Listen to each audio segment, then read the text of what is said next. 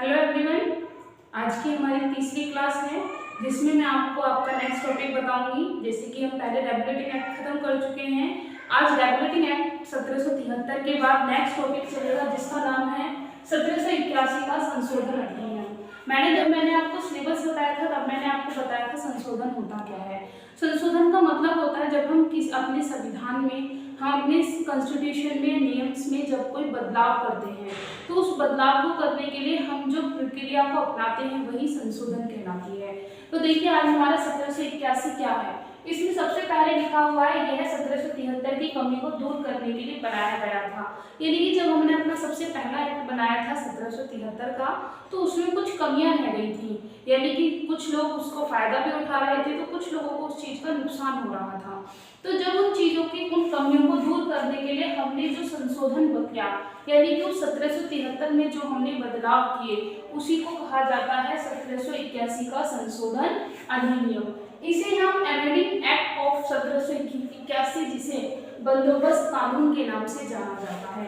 तो आपको पता चला होगा बंदोबस्त कानून किसको कहते हैं। तो 1781 में जो हमारा परिवर्तन हुआ, यानी फिर इसमें है इस एक्ट में गवर्नर जनरल और उच्चतम न्यायालय के अधिकारों को अलग कर दिया गया था। यानी कि इस एक्ट में हमने दो जो ओनर्स थे उन्हें अलग कर दिया। उच्चतम न्यायालय यानी कि सुप्रीम कोर्ट अपना खुद का काम करेगा और आपका जो गवर्नर जनरल था वो अलग काम करेगा। इन दोनों के अधिकारों को बांट दिया गया था। अब हम पढ़ते हैं कि इनके जनरल गवर्नर के अधिकार क्या थे, बंटवारे के बाद न्यायालय के क्या थे। तो हम शुरू करते हैं। सबसे पहला है कंपनी से जुड़े सभी व्यक्ति व कामों का अधिकार प्राप्त था। यानी कि जो जनरल गवर्नर था उसे कंपनी से रिलेटेड जितने भी काम थे, उससे रिलेटेड जितनी भी कार्रवाई थी वो सारी आपका जनरल गवर्नर देखेगा। यानी कि कंपनी पर पूरा अधिकार किसका था, जनरल गवर्नर का था। फिर उसके बाद इसमें लिखा हुआ है राजस्व और वसूली से जुड़े हुए नियम व प्रशासन का अधिकार भी गवर्नर के पास था। इसमें सीधे सीधे आप एक चीज याद रख लीजिए कि कंपनी से रिलेटेड, यानी कि ईस्ट इंडिया कंपनी से रिलेटेड जितना भी काम था उसके जितने भी अधिकार थे वो सारे किसके हक में थे, जनरल गवर्नर के हक में थे। कर लेंगे। अब हम आते हैं सीधे न्यायालय पे, यानी कि सुप्रीम कोर्ट पर। कोलकाता के सभी निवासियों पर अधिकार, यानी कि आपको पता है लास्ट लेक्चर में मैंने बताया था कि क्या कहते हैं जो सुप्रीम कोर्ट है वो कहाँ पर बना था, तो कोलकाता में बना था। अब उसके कोलकाता में के सभी निवासियों का अधिकार, यानी कि जितने भी कोलकाता में इंसान रहते थे, यानी कि जितने भी निवासी थे कोलकाता के, उनके सारे कानून, उनके नियम, उनके लिए हक, लड़ना, विवाद, इन सबका निपटारा कौन करेगा, आपका सुप्रीम कोर्ट करेगा। इसमें दूसरा रूल ये था कि हिंदुओं का विवाद हिंदुओं के निजी कानून से और मुसलमानों का विवाद मुसलमानों के निजी कानून से निपटाया जाएगा। सुप्रीम कोर्ट ने एक नियम बनाया था कि एक अलग कमेटी होगी, हिंदू की एक अलग कमेटी होगी और मोमडन्स की एक अलग होगी। अगर हिंदुओं का कोई विवाद आता है तो उसे हिंदू कमेटी संभालेगी, और अगर कोई मोमडन्स मोमडन्स की कोई विवाद है तो उसे मोमडन संभालेंगे। तो अभी हमने रेगुलेटिंग एक्ट में पढ़ा, संशोधन अधिनियम में हमने पढ़ा कि यह 1773 में बना था। ये रेगुलेटिंग एक्ट की कमियों को दूर करने के लिए बना था। दूसरा हम इसे बंदोबस्त एक्ट के नाम से भी जानते हैं, यानी कि बंदोबस्त का मतलब है कि वाद विवादों को निपटाने के लिए जो बंदोबस्त किया जाता है, जो अरेंजमेंट किया जाता है। नेक्स्ट था इस एक्ट में दोनों को कार्य को अलग अलग कर दिया गया था, यानी कि गवर्नर जनरल अलग था और आपका सुप्रीम कोर्ट का न्यायाधीश अलग था। अब नेक्स्ट इसमें गवर्नर में क्या क्या प्रॉपर्टीज थी। गवर्नर की प्रॉपर्टीज ये थी कि जितनी भी कंपनी के अंदर काम होता है उसके व्यक्ति हैं, उसके नियम कानून हैं, यानी कि जो भी ईस्ट इंडिया कंपनी से बिलोंग रखता है उसके सारे न्याय, उसके सारे विवाद, उसके भी सारे अधिकार किसके हाथ में थे, गवर्नर जनरल के हाथ में थे। सेकंड था कि जो भी कोलकाता से, यानी कि कोलकाता से जो भी बंदा बिलोंग करता है उसके सारे विवादों को सुप्रीम कोर्ट देखेगा। उसे दूसरा रूल ये दिया था कि मोमडन्स के जो भी विवाद होंगे उसे मोमडन कमेटी देखेगी, यानी कि उसके हिसाब से उसको सजा दी जाएगी। अगर हिंदू विवाद होता है तो उसको उसके हिसाब से सजा दी जाएगी। अब नेक्स्ट चलते हैं। अब तीसरा पॉइंट आता है, जो हमारे एक्ट चल रहे हैं उनका तीसरा पॉइंट है पीस इंडिया एक्ट 1784, यानी कि रेगुलेटिंग एक्ट के बाद, संशोधन के बाद ये तीसरा एक्ट था जो कंपनी ने बनाया था और जिसकी वजह से हमारे संविधान की नींव रखी जा रही थी।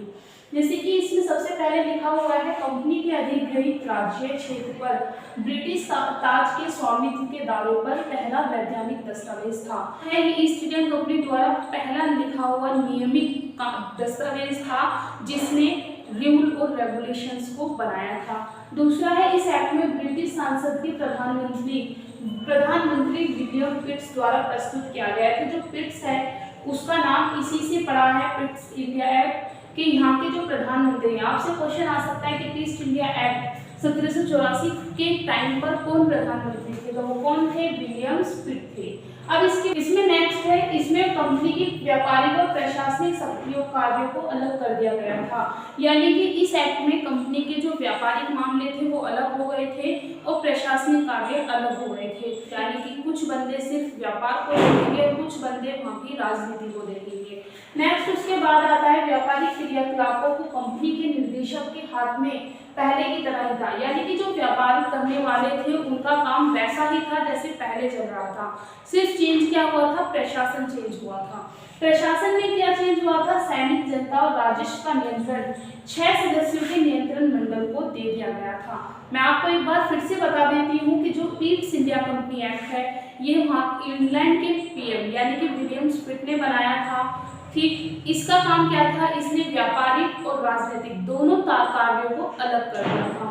इस एक्ट का काम क्या था? इस एक्ट का काम था कि इसने व्यापारिक और राजनीतिक दोनों कार्यों को क्या कर दिया था? अलग कर दिया था। अब अलग करने का मतलब क्या है कि व्यापारिक कार्य अलग होंगे और राजनीतिक कार्य अलग होंगे। इसमें जो व्यापारिक कार्य थे वो एज इट इज थे, यानी कि जो संभाल रहा था, जिस तरह से संभाल रहा था वो वैसे ही संभालेगा। राजनीतिक कार्यों में चेंजेस हुए थे कि उनका जो नियंत्रण है वो 6 सदस्यों की कमेटी करेगी, जिसे हम किसका नाम देंगे? नियंत्रण मंडल का नाम देंगे। अब इसमें क्या का क्वेश्चन आता है? एक था चांसलर ऑफ एक्सचेंजर, दूसरा था राज्य सचिव और तीसरे थे काउंसलर। 6 बंदों की कमेटी थी जो आपके राजनीतिक कार्यों को संभालेगी। नेक्स्ट, कंपनी के 2 पार्ट कर दिए थे। पहला कंपनी को निर्देश देगा, दूसरा सम्राट कहलाएगा। फिर उसके बाद है जनरल गवर्नर की परिषद की संख्या 4 से 3 कर दी थी। यानी कि अब गवर्नर जनरल हमारे सिर्फ कितने थे? 3 थे।